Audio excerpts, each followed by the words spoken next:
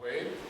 It may have taken you a few decades, a couple of generations or more to become who we are, and we are here. So I don't know whether this is chance meeting, because this has only come about within the last week for me to come.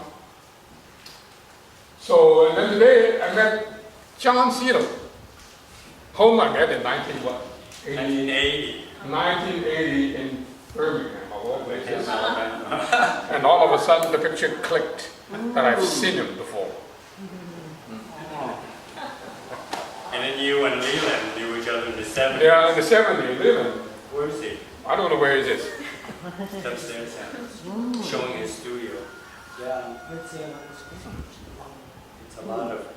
So I think I have met a lot of good people who have helped me to send these messages from one place to another.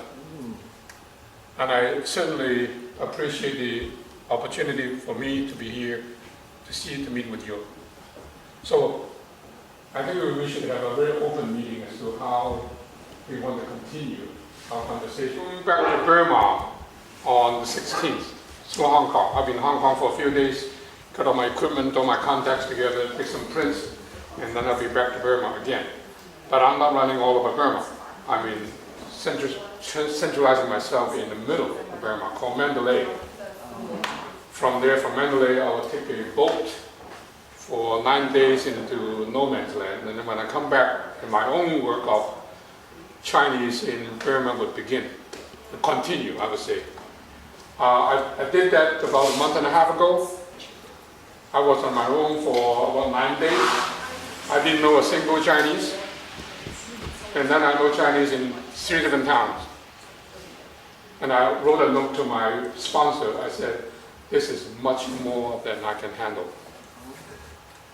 Because I've learned to speak Toisan. I opened my mouth and the doors are open.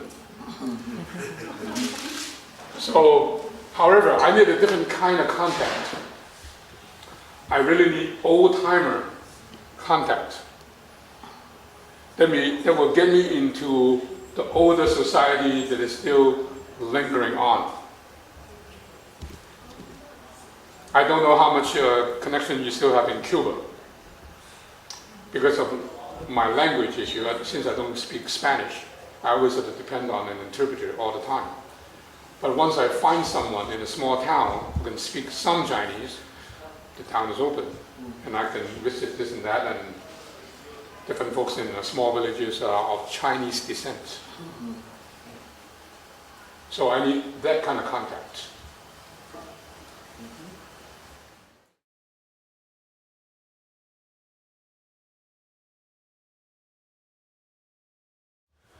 So I'm quite sure a lot of you try to photograph in Chinatown, your own neighborhood, and you have these old ladies holding their bags in front of their faces.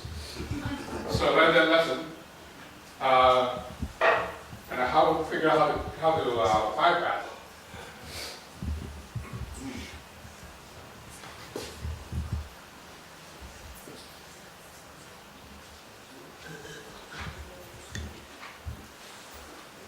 These could have been your neighbors when you were younger. Some of the people you may know. So, Pok Chi Lau. Sides to Wichita, Kansas, San Francisco, Franklin, this is New York. So in the 70s, I go from one major city to another. Anywhere I can find a Chinese community, I would spend time as long as 1 month to get inside the community. This is San Francisco again. And from this kind of exposure, I learned about Chinese history in America. Because as a Hong Kong immigrant, I didn't know anything about Chinese in America.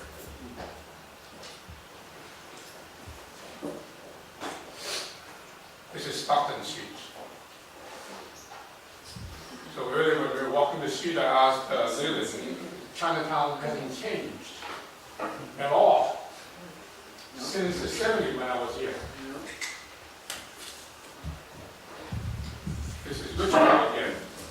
Vietnamese Chinese refugees. Who's this guy? Harry. Harry Wong. Is he still around? No, Pastor. he passed away. Harry? Yeah, he passed away. Oh, I'm sorry to He hear had that. a little shop there. So this is the basement of, Next to the old Hungry Eye on, it's in the court, it's underneath the International Hotel. that's gone too, right? Yeah, it's So gone. this is a historical photograph. Everything is gone. Yeah. Now this book didn't make it, that book, but I made it in the other book, the second book.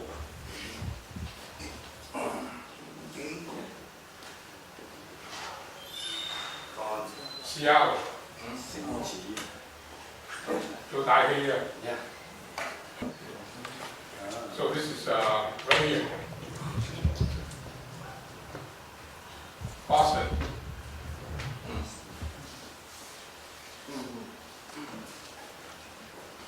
Pittsburgh, Pennsylvania.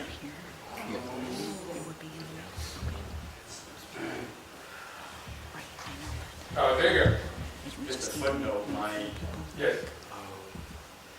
mother's father, whom nobody knew, was Right here? Yeah.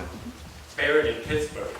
Why? He died in Lancaster, I guess at that time. Yes, I know that. Yeah, some of you might know, apparently, when the America was becoming real industrialized in the 30s, you know. Thank you. I was photographing this. I thought I'd take it. And that's your aunt? I was listening to my aunt, you know, since my uncle rented a laundry. Talladega. Alabama. So, now, is this an auspicious day or what?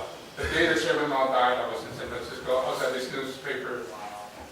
And this, all these elderly Chinese looking at him, because most of them have been affected by Mao, one way or the other. They were just silent.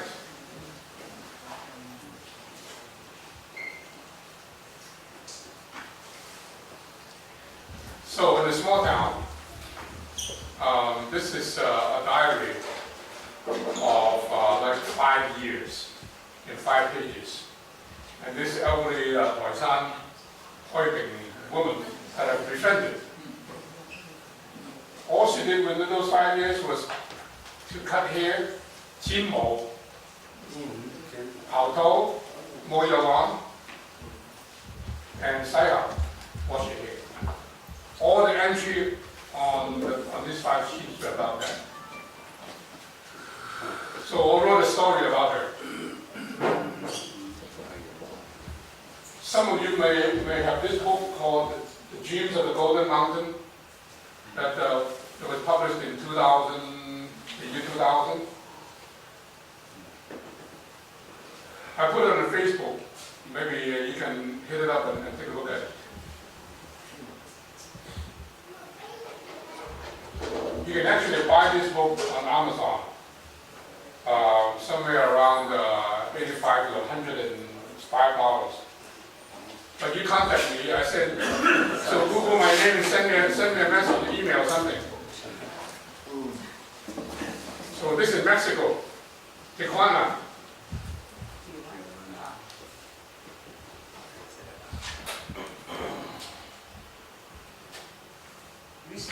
No, this is the 1979, 1977. Tijuana was, this is 1994.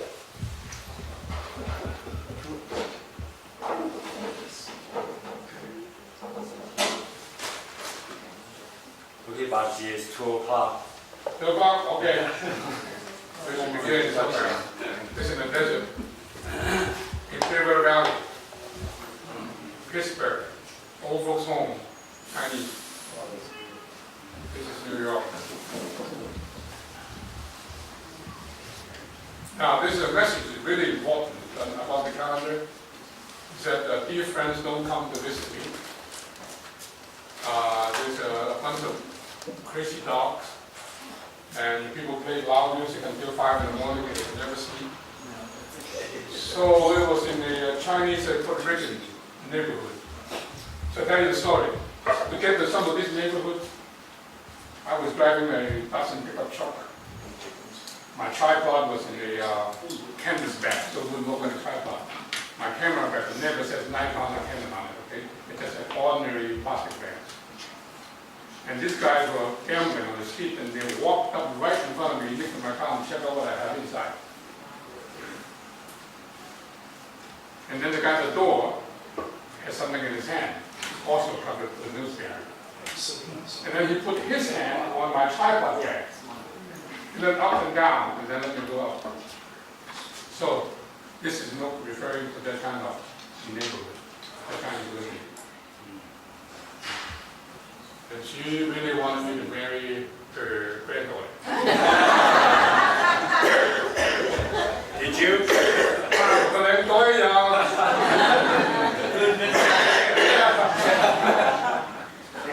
Một tao à. The dowry wasn't big enough. I've never shown up again. So this is in Brownsville, Pennsylvania.